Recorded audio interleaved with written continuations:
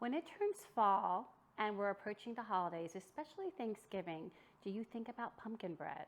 I know I do. And pumpkin bread is one of the things I enjoy most at Thanksgiving, and we used to also have it at Christmas time. And today I'm going to share with you the pumpkin bread recipe that I use. I'm Philly. Welcome to my kitchen.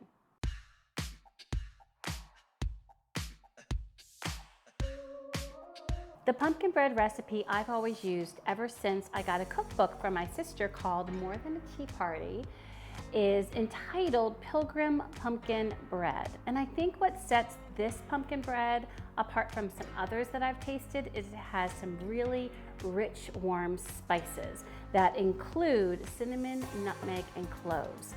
You don't use pumpkin pie spice in this pumpkin bread. It's worth it to gather the spices that are required for this one. And I'm telling you, the richness of the spices, the warmth, it creates the most delicious, flavorful, and moist pumpkin bread. So let me show you how you do it. Here are the ingredients that you will need for the Pilgrim Pumpkin Bread. You will need 1 2/3 cup flour, all-purpose flour. You will need 1 teaspoon of baking powder. You will need also a 1/4 teaspoon of salt. I use kosher salt. You'll need 1 teaspoon of baking soda. You'll need a 1/2 teaspoon of cinnamon, as well as a 1/2 teaspoon of nutmeg and a 1/2 teaspoon of cloves. Remember I said these spices really create this amazing flavor in the pumpkin bread. To sweeten it up, we'll need 1 1/2 cups of sugar, a 1/2 cup of vegetable oil. I'll be using sunflower oil today, just some oil that doesn't have flavor, so that doesn't interfere with the yumminess of the pumpkin bread. We'll need 2 eggs and 1 cup of canned pumpkin. We'll also need a 1/2 cup of water. To get started, we are going to mix together our dry ingredients. I find it's best when I'm baking to use a sifter because it makes sure that it gets out any lumps and the result is a much better product. So first we're going to be putting in 1 2/3 cup all-purpose flour. After that, we need 1 teaspoon of baking soda, as well as 1 teaspoon of baking powder. We also need a 1/4 teaspoon of salt. I always use kosher salt. And lastly, in the dry ingredients, we are going to need a 1/2 teaspoon of cinnamon, a 1/2 teaspoon of nutmeg, and a 1/2 teaspoon of ground cloves. All these are ground, of course. And once you have that all measured out, you just simply shake your sifter back and forth. I kind of tap it a little bit around, and then everything goes through the sifter, mixes together. And at the end, a lot of times you'll have the kosher salt, and I try to get any of those last ingredients, and the salt I just mix out down there on top. And our dry ingredients are ready to go.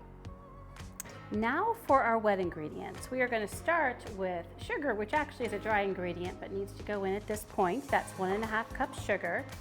We need a 1/2 cup of vegetable oil. I'm using canola as I mentioned. We've got 2 eggs here. And we have a 1/2 cup water. And we have 1 cup of canned pumpkin. Just get that all in there. All right.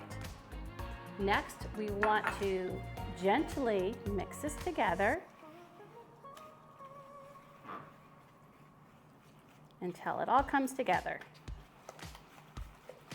Just kind of start slow because it can kind of go every place. Just make sure everything is incorporated. There we go.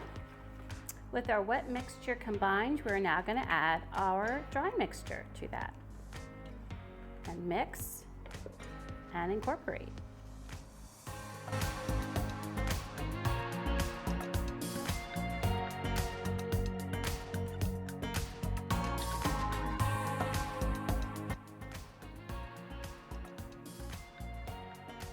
It's all set. Lastly, what we're going to do is we are going to just spray our loaf pan with some cooking spray, and then I like a little extra insurance in getting some of this parchment paper in here. I just find that this is a really moist bread, and it just helps to have a little bit extra help when getting it out of the pan, especially for a holiday like Thanksgiving. So we are just going to get all of this yumminess in here, pour it in. You can see the batter is quite thin, almost like a cake batter. There we go, and then just spread it around so that it has a fairly even top. It will tend to rise in the middle, so it just helps to make it a little bit more even. You can even tap it a few times to get some extra air bubbles that might be there. And lastly, it's going to go in a preheated oven that's been preheated to 350. We're going to get it in, and we are going to bake it for an hour. Just put it in the middle rack there. See you in an hour.